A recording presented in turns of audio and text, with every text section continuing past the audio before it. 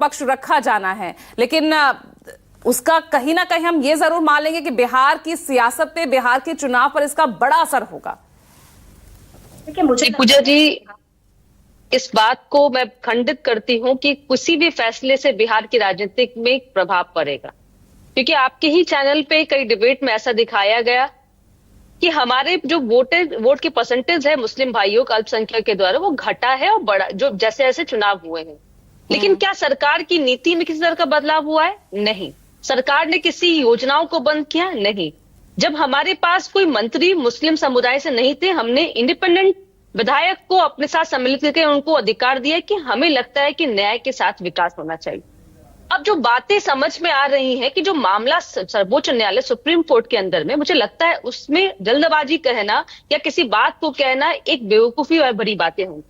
लेकिन जिस तरह के विपक्ष राजनीति करती है, बहुत ही संवेदनहीन होते हुए सोफिया खान ने अपनी बातों को कहा कि सरकार क्या कर सकती है कि दंगे होंगे। अरे बिहार, आपको बिहार से सीखनी चाहिए ना। बिहार से सीखिए कि बिहार में कई, यहाँ पे इलेक्शन नजदीक है, यहाँ प्रभाव आपके साथ सहयोगी बैठे हैं राजीव जी, उन्होंने कहा, मैं किसी के बीच में नहीं बोली, प्रियंका जी चुप रहिए। प्रियंका जी रुकिए। इतनी बिहार, आप जितने भी विपक्ष के, नहीं प्रियंका जी, इस तरह की बदतमीजी कीजिएगा, आप बीच में इंटरफेयर मत कीजिए ना, आपको किसी ने नहीं टोका। इस तरह की बदतमीजी करने से अपनी बारी का वेट कीजिए ना, अपनी बारी का वेट कीजिए प्रियंका जी। इस तरह के बदतमीजी ऐसे डिबेट नहीं चलेगी, और आपको अच्छे से पता है क्या फॉर्मेट है। नहीं, एक बार एक ही बोलेगा प्लीज प्रियंका जी। आप सब बराबर टाइम देती हैं, नहीं देती प्रियंका जी, इस गुस्से को ना थोड़ा सा थाम कर बैठिए। नहीं, थोड़ा सा थाम, नहीं ऐसे नहीं चलेगा प्रियंका जी, आप लगातार बोल रही हैं। आपका मुझे ऑडियो डाउन करना पड़ेगा प्रियंका जी, प्लीज कीजिए, प्लीज कीजिए। पूजा जी, अनुप्रिया बोलिए। बिल्कुल कीजिए, ये प्रियंका जी इस तरह की बदतमीजी नहीं चलेगी।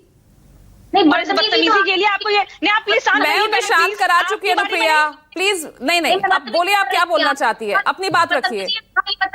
पूरे देश में विपक्ष, मैं ऑडिबल हूँ पूजा जी, मैं बोलूं? अनुप्रिया जी आप बोलिए, आप बहुत अच्छे से ऑडिबल हैं, और प्लीज उनको चुप कराने का काम मुझ पे छोड़ दीजिए ना, अपनी बात रखिए आप। पूजा जी, एक बात तो स्पष्ट है कि विपक्ष अपनी ओछी राजनीति की हर प्रकाष्ठा को पार करते जा रही। जिस तरह से मैं कहती हूँ कि बहुत ही दुखद है कि आदरणीय ममता बनर्जी ने जिस तरह की भाषा का इस्तेमाल किया, एक राज्य की मुखिया होने के नाते उनको इस तरह की भाषा का इस्तेमाल नहीं करना चाहिए।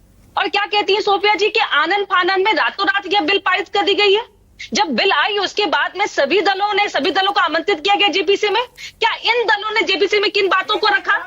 और आज जब संसद भवन में ये बात सामने आई है तो संवैधानिक रूप से हमें दबाव शुरू हो गई। देखिए, मेरी सभी गेस्ट से गुजारिश है, एक बार में एक ही बोले। सोफिया जी बीच में इंटरफेयर मत कीजिए, आप टाइम ही किल कर रहे हैं। उसके ऊपर बात कीजिए, नहीं बार-बार ऐसे किसी की बात सामने नहीं आ पाएगी ना सोफिया जी। बार-बार सोफिया जी, जब आज मामला सर्वोच्च रुकिएगा, जब आपके पास आऊंगी आप तब बोलिएगा ना। जब सर्वोच्च न्यायालय में यह मामला है, सभी को ऑडियो डाउन रखिएगा। जो गेस्ट बोल रहे हैं प्लीज पीसीआर उन्हीं का आप रखिए ऑडियो। अनुप्रिया, जब मामला सर्वोच्च न्यायालय में है तो मुझे लगता है कि एक जिम्मेदार नागरिक होने के नाते और पार्टी के प्रतिनिधि होने के नाते सभी को धैर्यपूर्वक ध्यान से सुनना चाहिए कि हमारी सर्वोच्च न्यायालय ने क्या हमें देगी। इतनी जल्दबाजी में इस तरह की भड़काऊ बयान दे करके देश के, मैं कहती हूँ कि शांति को भंग करने का कोई मकसद नहीं है। लेकिन विपक्ष ओछी राजनीति करने पे आतुर है, और मैं फिर कहूंगी कि हमारी सरकार कभी भी वोट की चिंता नहीं करती है, वोटरों की चिंता करती है, क्योंकि हम चाहते हैं कि गंगा जमुनी तहजीब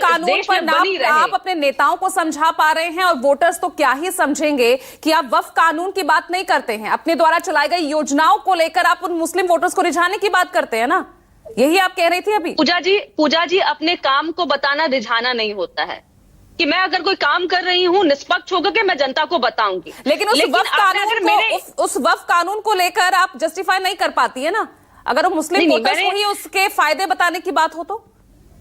मैंने बिल्कुल, मैं और मेरी सरकार और मेरे जितने भी दल के राजनेता और जितने भी मुस्लिम समुदाय से लोग हैं, उन्होंने पीसी करके बताया कि किस तरह से ये वक्फ बिल जो है उनके फायदे के लिए, और जहां हमें ऑब्जेक्शन था, पीसी की थी, जिन्होंने सवाल उठाए थे चुप्पी साध कर वो निकल गए थे, किसी सवाल का जवाब नहीं दिया था, वो भी याद है। पूजा जी, फिर मैं वही कह रही हूँ कि हमें कोई हड़बड़ी नहीं है। हमें न्यायालय पे पूर्ण विश्वास है और मैं फिर कहती हूँ कि एक जिम्मेदार पार्टी होने के नाते हमारी जिम्मेदारी है कि देश में शांति बहाल रहे। हम अपनी राजनीति के लिए देश के अपने मुस्लिम ठीक है, हिंदू तो भाइयों को यहाँ आपस में हड़बड़ी नहीं लड़वाएंगे है नहीं। एजाज साहब, तो उधर इतनी अभी तो कुछ फैसला, कोई आदेश पारित हुआ नहीं, तो विपक्ष से अपनी जीत की तरह क्यों ले रहा है अभी से?